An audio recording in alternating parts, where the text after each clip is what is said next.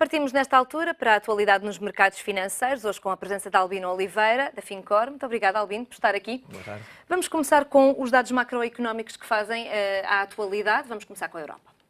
Sim, essencialmente já tivemos esta manhã os indicadores de sentimento da Comissão Europeia que voltaram a surpreender pelo positivo. Aliás, essa tem sido uma tendência dos últimos meses. 2015 teve a esse nível um bom arranque, com dados, indicadores de sentimento a surpreender pela positiva. Tivemos os markets, enfim, mesmo estes da Comissão Europeia, enfim, independentemente da instituição que elabora os dados, os indicadores de sentimento, a verdade é que temos tido, de facto, uma progressão favorável, o que tem ajudado também as estimativas, se olharmos para o consenso em termos de estimativas de crescimento para a zona euro, também vemos ali claramente uma tendência positiva e que reflete essencialmente este enquadramento mais favorável. O que é que justifica esta confiança? Vimos hoje que o INE falou em confiança dos consumidores das famílias portuguesas em máximos de 13 anos. Não sei se o indicador é tão expressivo ou não nos indicadores da Comissão Europeia. Como é que saíram? Mas também saíram, de facto, acima do esperado, mas essencialmente, se olharmos para os indicadores da Comissão Europeia, são indicadores bastante completos, porque essencialmente tem um conjunto de indicadores relacionados com a indústria, outros relacionados com os serviços, outros também relacionados com os consumidores. Até agora, se quisermos, a evolução dos indicadores de sentimento dos consumidores tinham essencialmente sido determinantes para a evolução do indicador agregado, se quisermos. Essencialmente porque as famílias da zona euro como um todo estão a beneficiar de alguma estabilização em termos de mercado de trabalho, enfim, comparado com o ano passado, apesar da recuperação ser bastante modesta ainda, mas de qualquer forma é uma recuperação.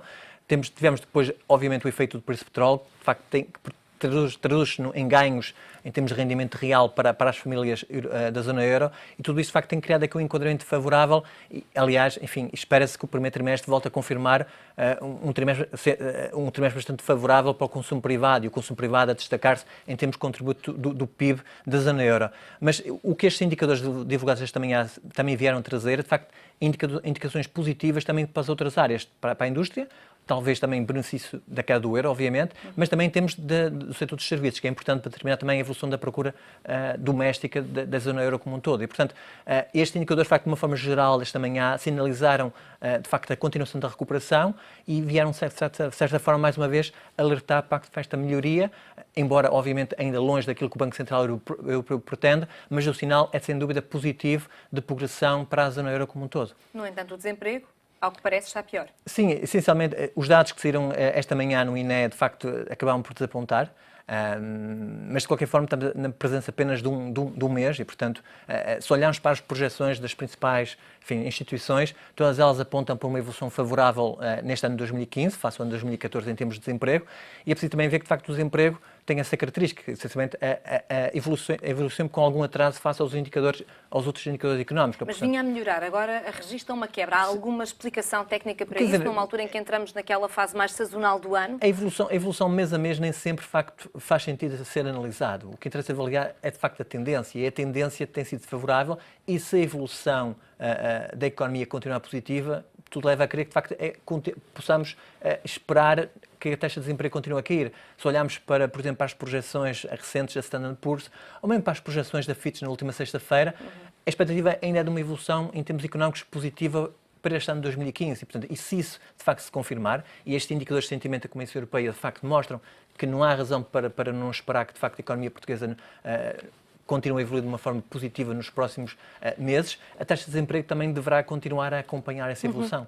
Há também dados para a inflação na Alemanha. Já agora faça-me aqui também um resumo daquilo que pode ser a perspectiva da inflação para a zona euro como um todo. Sim, essencialmente, penso, a ideia que o mercado tem neste momento é que provavelmente o ponto mais complicado em termos da inflação já foi ultrapassado. Aliás, os dados desta manhã da inflação na Espanha mostraram exatamente isso. A taxa homóloga é verdade, a taxa anual de inflação permaneceu em território negativo, mas menos negativo do que no mês anterior. A Alemanha também deverá mostrar uma evolução semelhante e espera-se que os dados que amanhã serão divulgados para a zona euro como um todo também essencialmente mostrem isso. Isso significa o quê? Que as medidas do BCE estão a começar a gerar algum efeito com o seu atraso natural? Sim, exatamente. Quer dizer, as medidas vão demorar algum tempo, mas o facto de ter já sido iniciado o programa de compra de dívida pública por parte do Banco Central Europeu está já a ter efeitos. Aliás, os mercados financeiros traduzem exatamente isso, a evolução do mercado de ações, a evolução das taxas de juros das obrigações dos principais países da zona euro. E também, enfim, essencialmente este enquadramento favorável, obviamente, vai também servir para tentar, enfim, estabilizar a inflação, e se continuarmos com taxas de crescimento positivas daqui para a frente, irá permitir a taxa de inflação, com certeza, começar a recuperar. Mas alguns dados: consumo das famílias em França, vendas a retalho na Espanha, desemprego na Alemanha, desemprego e inflação na zona do euro, já falamos. O que é que se espera para estes indicadores? Principalmente, enfim, penso que, mais uma vez, a manutenção desta ideia de progressão favorável em qualquer um destes indicadores. Obviamente, a Alemanha continua a destacar-se pela positiva, enfim, continua de facto, é uma economia com um setor exportador extremamente forte e, obviamente, vai beneficiar da queda significativa do euro e, portanto, se olharmos mais uma vez para o consenso, enfim, as estimativas de crescimento para a Alemanha têm continuado a ser revistas em alta, traduzindo essencialmente esta ideia, não só uma procura doméstica que continua a evoluir de uma forma positiva, mas essencialmente também o apoio deste euro mais fraco para o setor exportador. Antes de mudarmos de continente, deixe-me só ter aqui a sua opinião relativamente ao facto de as agências de rating não terem revisto em alta a notação para a dívida portuguesa. Tem alguma explicação? Quer dizer, penso que se olharmos para aquilo que foram os últimos meses, o mercado de facto tinha alguma expectativa que poderia ter acontecido uma revisão em alta. Não só porque, se olharmos para as taxas de juros portuguesas no mercado secundário, elas de facto estão em níveis bastante baixos, portanto, e mesmo a economia de facto tem dado alguns sinais positivos.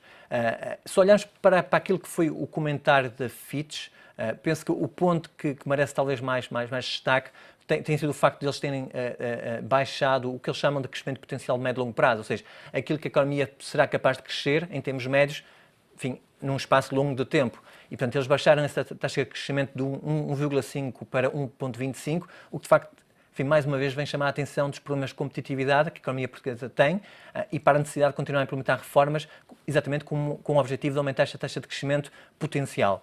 Se olharmos para o resto do documento, fica claramente a ideia em como a Fitch gostaria de ter mais segurança relativamente à consolidação orçamental portuguesa.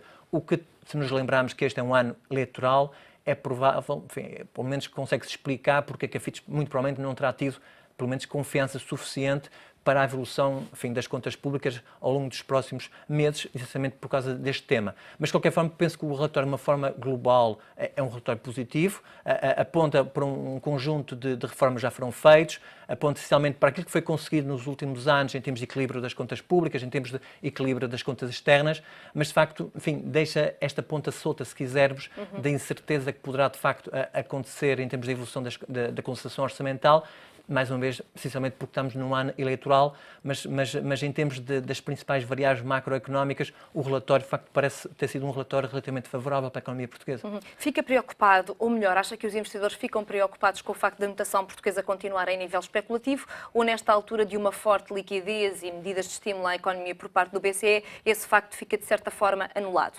Sim, claramente este enquadramento é favorável e, portanto, enfim, aliás, qualquer notícia que neste momento possa aparecer no mercado, podemos sempre olhar para aquilo que seria o impacto dessa notícia num enquadramento onde não tínhamos o programa de compra de dívida por parte do BCE e o atual enquadramento. Este enquadramento que, de facto, traduz em taxas de juros bastante baixas e que exatamente esse objetivo empurra os investidores para ativos de risco, de maior risco, é que cria claramente aqui um enquadramento favorável para os mercados financeiros e, portanto... Isso significa que as opiniões das agências de rating hoje valem menos, ou é o enquadramento que é mais favorável e, de certa forma, ficam um pouco mais obscuras, um pouco mais cinzentas? Sim, eu provavelmente iria pela segunda hipótese. Essencialmente, a questão, de facto, o enquadramento é completamente diferente e, portanto, aliás, nos Estados Unidos também assistimos ao mesmo tema quando o Banco Central levou a cabo o seu programa de compra da dívida. Portanto, essencialmente, se cria todo um conjunto de condições favoráveis para os mercados financeiros. Principais indicadores económicos nos Estados Unidos? Essencialmente, vamos ter uma semana que vai reunir os dois principais indicadores económicos para os mercados. Vamos ter na quarta-feira o indicador de sentimento do ISM e depois na sexta-feira, embora desta vez a particularidade do indicador vai ser divulgado com os mercados europeus encerrados por causa da Páscoa, vamos ter o relatório de emprego, mas se de facto são os dois principais indicadores, principalmente grande destaque para o relatório de emprego, porque nós temos tido ao longo das últimas semanas, meses, de facto indicadores que têm desapontado nos Estados Unidos. É verdade para alguns fatores específicos, especialmente mais ou menos as questões do mau tempo e que, de facto, penalizaram ou vão penalizar o crescimento da economia no primeiro trimestre deste ano nos Estados Unidos, mas, de qualquer forma, se excluirmos o mercado de trabalho, continua a evoluir de uma forma favorável, todas as outras áreas têm de facto mostrado alguma deterioração. Portanto, será muito interessante verificar até que ponto é que o mercado de trabalho continua, é capaz de manter o ritmo dos últimos meses. Só para terminar, nos países em vias de desenvolvimento, o que é há a destacar? Precisamente aqui o indicador da Markit e também os indicadores oficiais de sentimento para os empresários vão ser divulgados na quarta-feira, depois na sexta. Enfim, a economia chinesa continua a dar sinais de alguma preocupação. Tivemos no fim de semana alguns comentários por parte do presidente do Banco Central chinês a demonstrar preocupação com a evolução da inflação, que está em níveis bastante baixos e, portanto, diria que provavelmente serão os indicadores mais interessantes nesta área, nesta semana. Ok, muito obrigada então. Ficamos ainda com a divulgação das minutas da reunião do Banco Central Europeu a 5 de março e vamos com certeza acompanhar também, naturalmente, as negociações com a Grécia. Muito obrigada, Albino Oliveira. Até para a próxima semana. Até para a semana.